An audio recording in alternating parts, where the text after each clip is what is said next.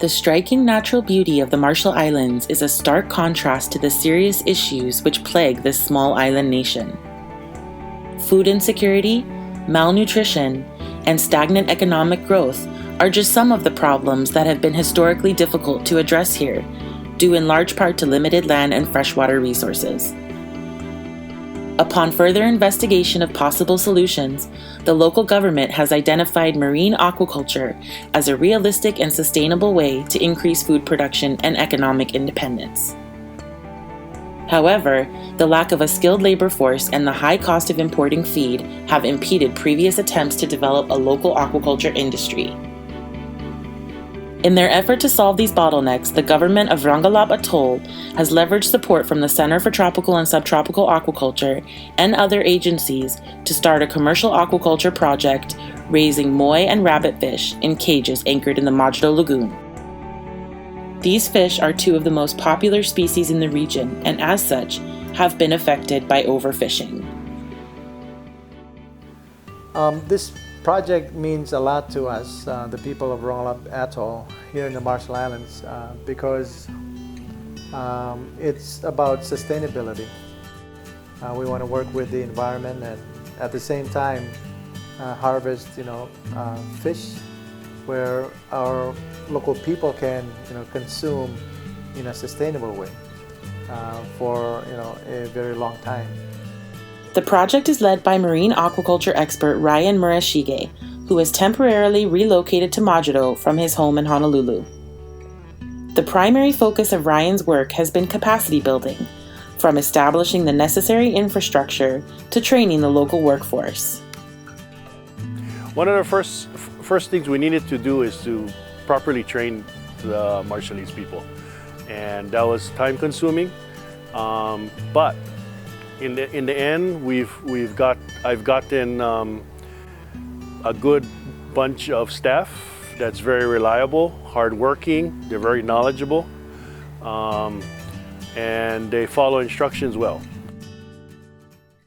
To date, over 40 Marshallese have been trained in the various aspects of running the business, including hatchery management, feed making, grow out, harvest, transportation, and cage construction and maintenance.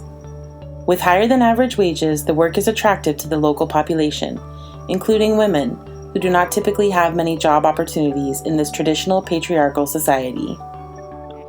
I like it because it's in the Marshall Islands and I get to stay here.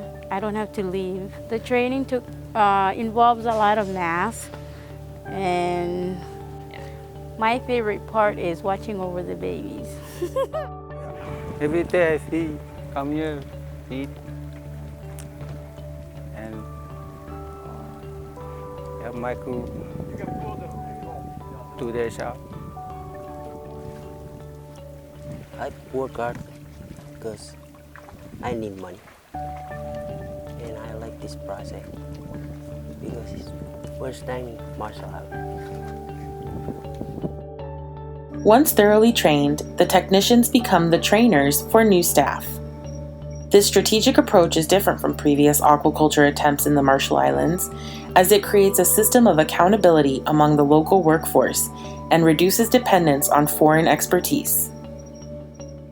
On the islands, it's very hard and difficult to find managers to run the operation. You can bring somebody from outside, but then it's costly. And got to a point where it was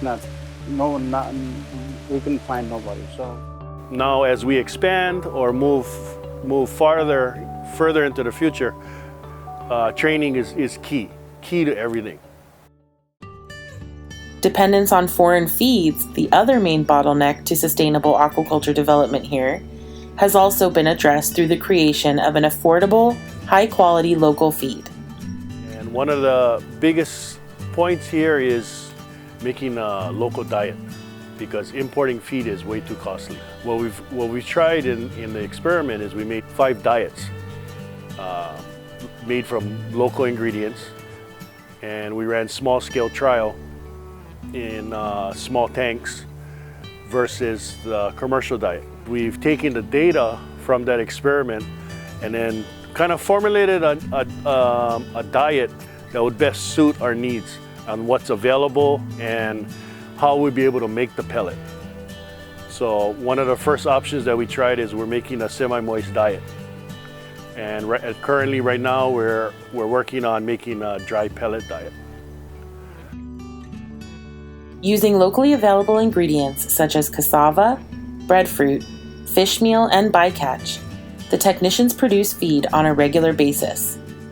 This cost-effective and environmentally friendly diet has been a cornerstone of the project and is largely responsible for the high quality and delicious taste of the moi being produced.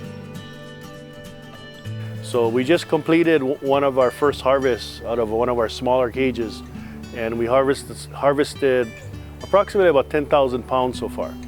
But what we've done is, with this 10,000 pounds, instead of concentrating on making as much money as possible, we tested the local market and we also exported product. And our harvests, our fish are doing very well. It went over very well in the test market in Honolulu. In the sashimi market, sashimi or steamed fish, they had no problem with the taste, texture. They actually thought was very good.